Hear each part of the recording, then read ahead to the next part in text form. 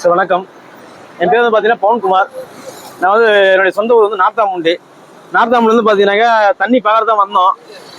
இந்த வந்து நின்று ஒரு அரை மணி நேரம் இல்லை 1 மணி நேரம் ஆக எனக்கு இங்கேருந்து போக மனசு வரல.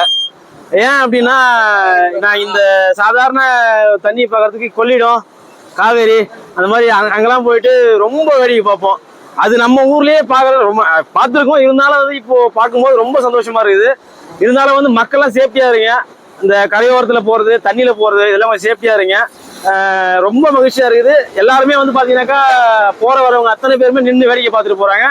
ஒரு ஆர்ப்பரிக்கும் இந்த தண்ணி வந்து காவேரி இந்த மாதிரி ஒரு சில நம்ம கொள்ளிடம் இங்கெல்லாம் போனால் மட்டும்தான் நம்மளால பார்க்க முடியும்.